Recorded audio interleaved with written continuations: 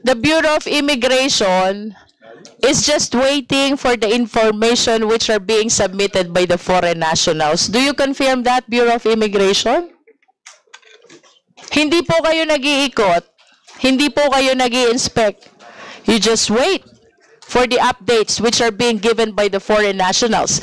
And if I am the foreign national, I am engaged in illegal activity, bakit ko naman i-report ang illegal activities ko sa inyo? So I will be reporting only legit operations of our business or employment. Tama po ba? To the BI. Ano po ba ang ginagawa nating monitoring process with respect to tourists on one hand and with respect to those who wish to avail of working visa on the other hand? Mr. Chair, can we hear from BI?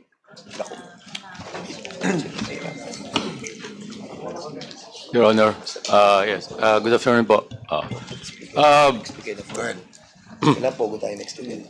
Regarding po dun sa mga foreign arrivals of foreigners, it's always a balancing act kasi yung promotion natin ng tourism and also yung how to counter yung mga, how to minimize yung mga criminal activities ng mga we deem as bad foreigners. So, pagdating po sa mga working visa, mahigpit na rin yung bureau po ngayon sa mga tourists, sa mga arrivals. So, yung mga napoprofile namin na will be working here and not really tourists, na-exclude po sila.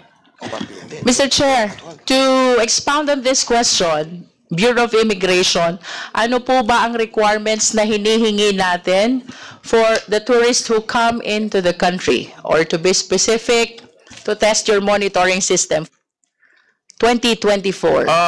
Ang hinihingi po, ang pinoprofile natin po doon is if they appear to be legitimate tourists, we allow them to enter. But if they appear to have other intentions, in-exclude po natin. Okay, and to test your monitoring system, ilan po ang turistang pumasok sa ating bansa?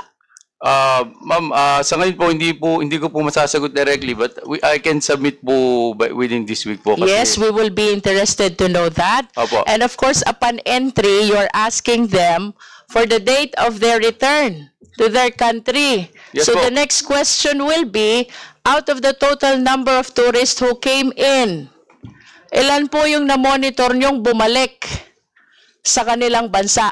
At ilan po yung na-monitor nyong walang records ng departure dito sa Philippines? I-check po namin, Kong. Pero yung event, at least po sa mga rules po, yung mga tourists, they're also allowed to extend po yung mga, yung mga And that nila. will give rise to my third question. How many tourists requested for extension of their permit to stay? We will check po the data, Congressman. I understand, Mr. Chair, that the mandate of the Bureau of Immigration is to monitor the arrivals in the country, most especially of foreign nationals. I lament that the Bureau of Immigration is not prepared with their data as they attend our committee hearing today. That is for the record, Mr. Chair. Let us go to foreign nationals who are or who applied for working visa. Ano po ba ang requirements na hinihingi natin sa kanila? May mga documentary requirements po, pero one of the most important requirements is yung alien employment permit na issued ng Department of Labor and Employment. Yes, and can you give us a data of the number of foreign nationals who were issued by DOLE an alien employment certificate? We can issue po yung data that the BI, the visas that the BI issued. The data that the immigration issued. Yes po. This is the alien certificate of registration or the working visa? Working visa po. The working visa. What are your requirements for the issuance of working visa? Among other, there are sets of documentary requirements, but one of the main requirements is the alien employment permit from the DOLE po. The alien employment permit is issued by DOLE. Opo. So, I wish to believe na ang binibigyan nyo lang ng working visa are those who were issued by DOLE the Alien Employment Certificate. Is that correct, Mr. Chair? Yes po, yun lang po may AEP. I wish to request, Mr. Chair, the Bureau of Immigration to also provide the committee, the joint committee, the data of the number of foreign nationals who came and out of the number of the foreign nationals who entered the country, how many of them applied and were issued working visa? I understand, Mr. Chair, that the working visa has validity also. Yes po. What is the period of validity for a working visa? It is coterminous with the validity of the alien employment permit po. And how long is the alien employment certificate? It can be from 1 year to 3 years po. 1 year to 3 years. So if the alien employment certificate that will be presented to you is 3 years, you will be giving a working visa for 3 years also. Yes po, generally. And do you monitor the whereabouts of these people who were issued already working visa? Napomonitor po namin through the registration system. Through the alien registration po. How can you monitor it through the data of the alien registration system? Ma'am, we have also the intelligence division to monitor them. So what does the intelligence division do? Well, sa ngayon po, may program din po yung Bureau ng mga alien mapping. So, chine-check po nila yung mga communities ng mga presence ng mga aliens. Because this concerns about foreign nationals and you are the agency who has jurisdiction over them to regulate their activities here. Do you do an ocular inspection, a physical inspection of the whereabouts of these foreign nationals? Yes po, meron po. Really? Yes po, yes po. Can you please cite an example of foreign nationals who were issued working visa and then you conducted a physical inspection of his current whereabouts? Kung pwede po yung magsagot po yung Intel Division Chief namin. Yes, please. About the monitoring po. Okay. Which comes first, the AEC or the visa? AEC. Requirement for your visa. Well, pumapasok sila tourist. Good afternoon. Good afternoon, Mr. Chair and Your Honors. Yes, we would like to know about the process of your physical inspection of the foreign nationals which were issued working visa already. Do you do a physical inspection to determine their whereabouts, to monitor their activities after the issuance of the working visa? Your Honor, we do have an annual report activity every year. It's a 60-day activity wherein we require all registered foreign nationals to appear in person sa mga field offices, sa mga Bureau of Immigration offices, just to check their presence dito sa ating bansa. On top of that, may mga activities din po tayo na via complaint from the public or any concerned citizens. Mr. Chair, if I may interrupt, yun po bang na-issuehan nyo ng working visa? Lahat nag-a-update ng kanilang record sa inyong mga field offices? That's a mandatory requirement po. Yes, it is. But in actual practice, based on your observation, kunyari po may 1,000 kayong binigyan ng working visa. Yung 1,000 po bang yun regularly nag-a-update din? Your Honor, there's like two types of monitoring with regard to those who have been issued of working visas or any other immigrant visas. Mr. Chair, I wish to ask the immigration, would you agree with me if I would say na kung ang foreign national ay may ginagawang illegal activity, they will not give updates to the Bureau of Immigration? Of course. Dahil illegal ang ginagawa nila, di ba?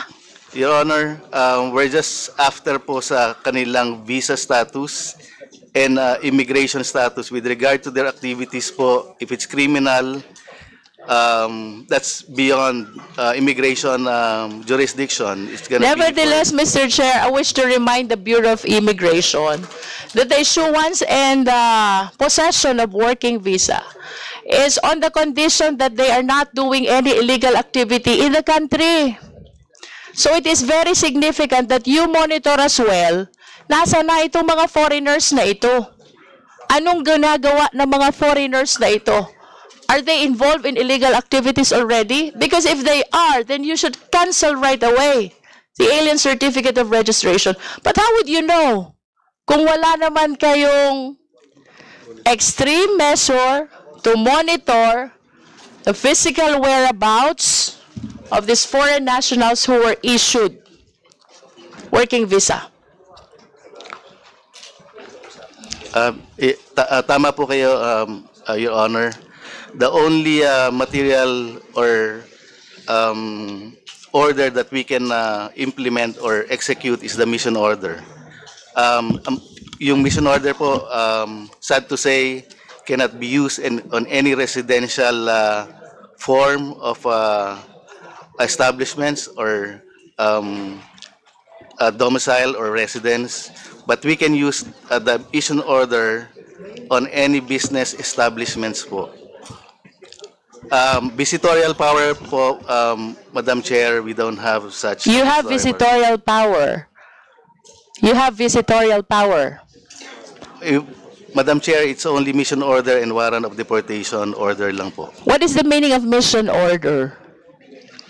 Yung mission order po is an order signed by the commissioner to invite for validation and verification purposes of the status of a foreign individual or a person. What is happening, Mr. Chair?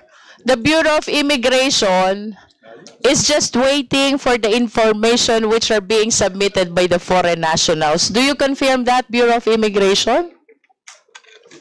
Hindi po kayo nag-iikot. Hindi po kayo nag-i-inspect.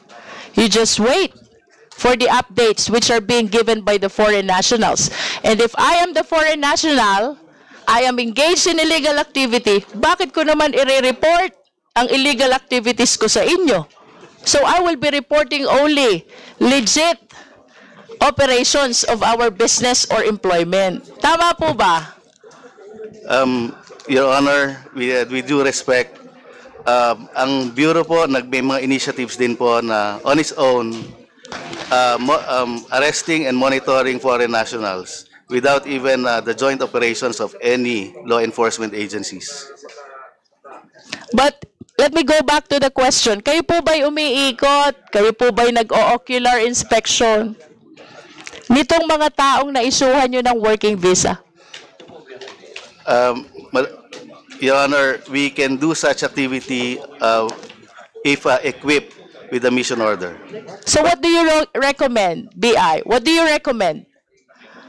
Because you are the one, you are the agency principally concerned about the foreign nationals entering the Philippine jurisdiction.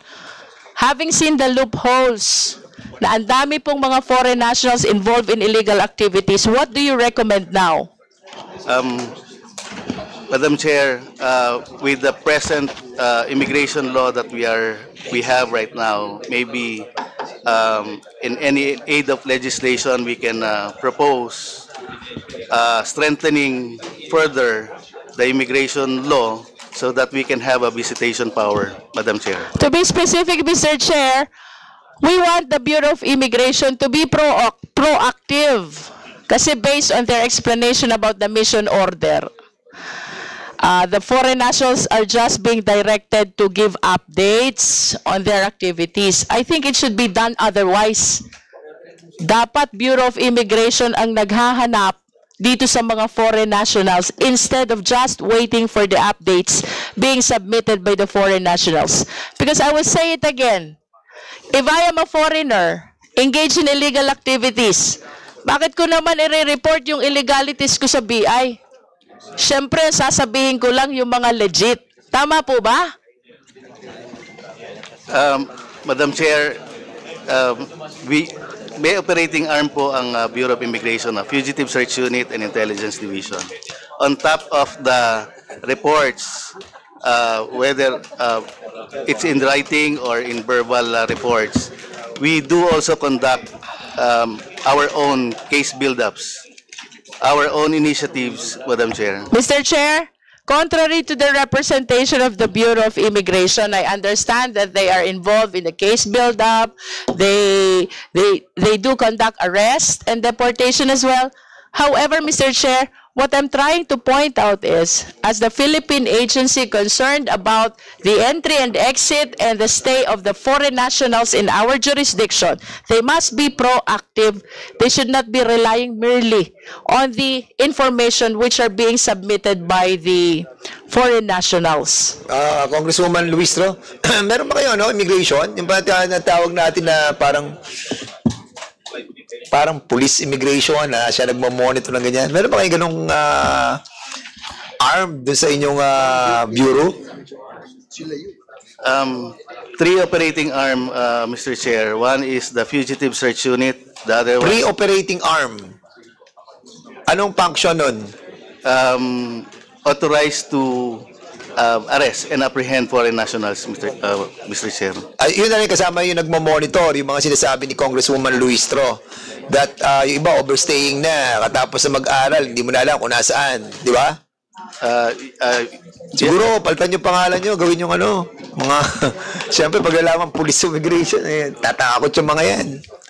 Kailangan, you have to be, yung optics, precise, na ito yung purpose, para yung mga nag-stay dito ng mga foreigners na apprehend natin. Sige, go ahead, Yes. Congresswoman Luistro.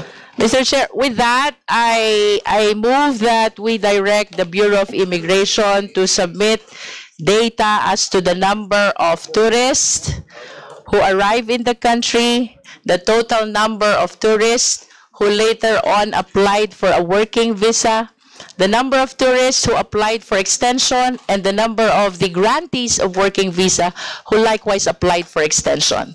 And with that, Mr. Chair, I think we will be able to assess if the monitoring system of the Bureau of Immigration is enough to help the Philippine government prevent the proliferation of illegal activities related to illegal POGOs, Mr. Chair.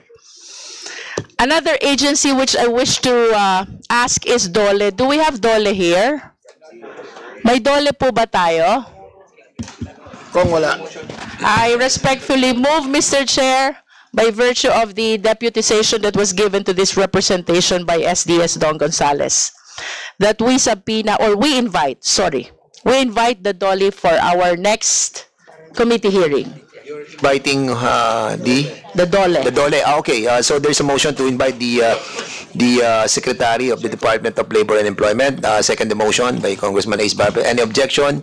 Hearing none, the said motion is now approved on behalf of the Committee on The next agency that I wish to ask, do we have representative from the national level of the Business Permit and Licensing Office? How do we call that? Do we have a resource person from DILG? We have invited the President of the BPLO. Andyan kasama natin yan. Ayan, si Malinaw? Malaya, sir. Malaya, Hindi Mr. pa tayo Chair. malaya sa mga illegal pogos.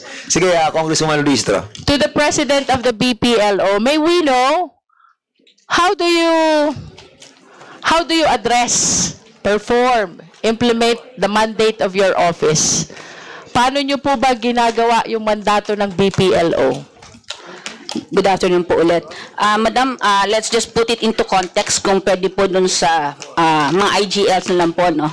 So, I'll speak on the scenario or on the process in the city of Parañaque because that's where I am the BPLO. And incidentally, also where a number of IGLs are located. So, ma'am, kagaya po na sinabi kanina ni Mr. Chairman, ni Chairman Altenco, yung pong yung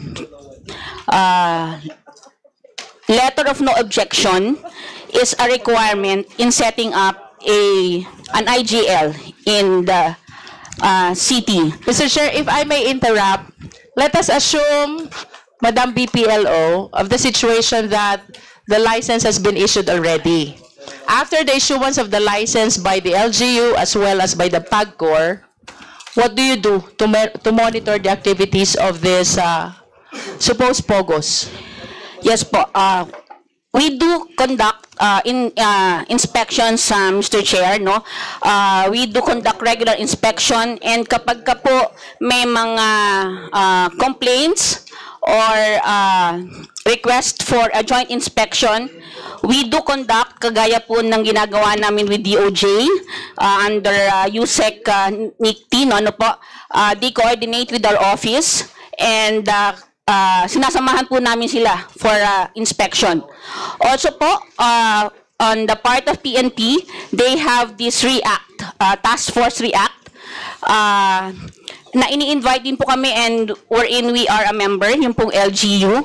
So we conduct inspection on businesses, yung mga negosyo po na into internet gaming, nag-inspect din po kami. What is apparent here, Mr. Chair, yung mga illegal POGOs, they purposely do not apply and secure for a license. That's the representation of PAGCOR. And even the non-POGOs, even other establishments, if they are conducting illegal activities, of course, they will not be applying for a license or a permit. So, what measures do you have to be able to find these companies who purposely did not secure a license to facilitate illegal activities? Madam, ang ginagawa po namin, we rely on complaints by the barangay or by the neighborhood, ano po. So that if there are no complaints, you will not be able to find out. Yes, ma'am. In Parañaque, ma'am, we have 25,000 registered businesses, and we only have 10 inspectors. So, performing yung regular job of inspecting yung mga new businesses. And so, ma'am, we rely mainly on information by the PNP, by the barangays, by our homeowners association, and after po namin maka-receive ng information, we immediately conduct inspection, and we do joint inspection with the PNP and other regulatory offices in the city. Are you trying to say, Madam BPLO, that the logistics of the BPLO should be strengthened to become capacitated to monitor and apprehend those involved in illegal activities? Considering the limitations of the LGU, ma'am, I think lahat po naman ng government agency are not fully equipped to monitor all illegal activities. Please do not generalize, ma'am, because we are the government. If only we will be adopting the whole of the government approach, like the Bureau of Immigration should be strongly coordinating with the DOLE should be strongly coordinating with the BPLO, I think we will be able to determine and find the whereabouts of these perpetrators of illegal activities. Yes, there are limitations, but if we will be working together, I think there are means to be able to deter and prevent this. Yes, we fully agree with that, Madam Congresswoman. And kagaya nga po ng nabanggit namin kanina with respect to sa PAGCOR, recently they have been communicating with us, and we have been communicating with them as regards the IGLs. And yun din po sana yung request namin, which we have said earlier, is for the whole of government approach, ano po, with the BID, with the DOLE. We fully support that, Mr. Chairman, Madam Chair. May we ask the BIR? Do we have BIR here?